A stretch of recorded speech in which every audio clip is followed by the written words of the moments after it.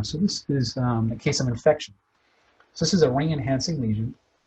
This was a man who, I believe he was in his mid-20s, had a shunt placed at birth. Somehow, I've never seen this before, but his distal catheter in his belly eroded through his bowel, and such that E. coli ascended up the catheter into his brain.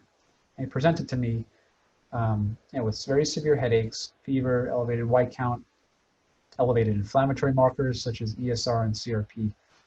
We got a head CT that showed a lot of swelling in this area, and then in the right frontal region, then this MRI.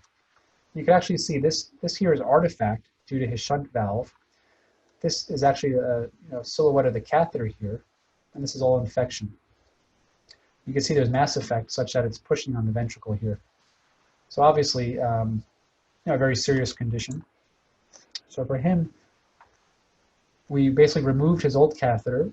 I used navigation here to place a brain needle into this abscess. When it has a ring enhancement like this, it's usually a very thick wall, and antibiotics will not be able to get in there to help this. So, and we also wanted to get an organism.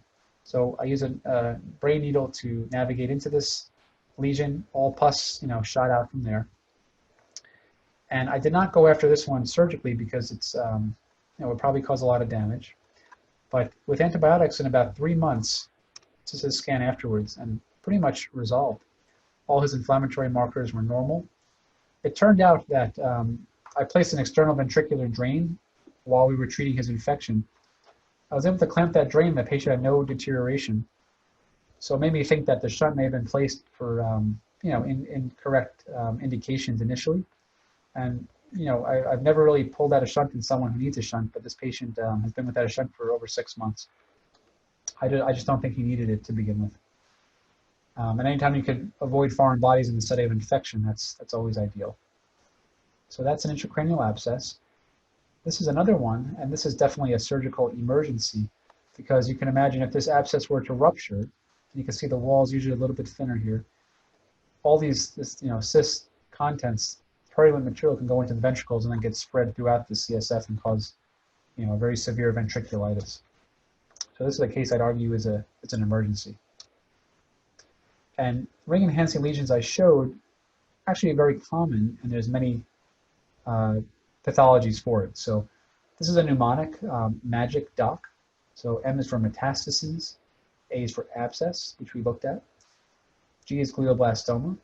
So we touched on this, but this is a very high-grade glial tumor in the brain. Infarct, especially in the subacute phase. Contusions, so anytime there's trauma. Demyelinating disease.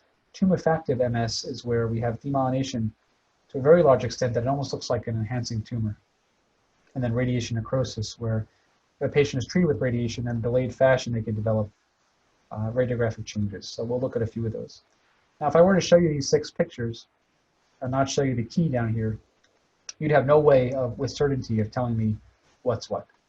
I can tell you just from history, this is a metastasis, an abscess, radiation necrosis, GBM or glioblastoma, contusion, and I believe this is a contusion as well.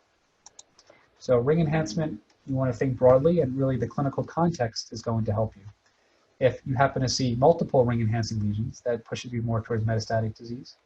If a patient is showing signs of fever, white count, that pushes you more towards abscess. Just of note, patients can come in with normal white counts, no fevers, and still have an abscess. So those things are not specific findings. Radiation necrosis. If the patient's had radiation or not, of course, is important in the history. And then a few other factors you could help you between GBM and METs. Usually metastases have a lot more edema associated with them, kind of almost out of proportion to the size of the lesion. Whereas GBMs will have edema, but not quite as much as a metastasis. And then contusions, obviously you look for history of trauma. Here's a few other examples. Picture of MS. Lymphoma is really a great imitator.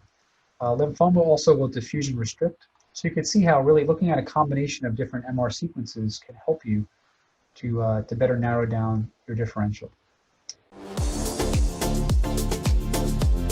Hey everyone, Ryan Rad here from neurosurgerytraining.org. If you like that video, subscribe and donate to keep our content available for medical students across the world.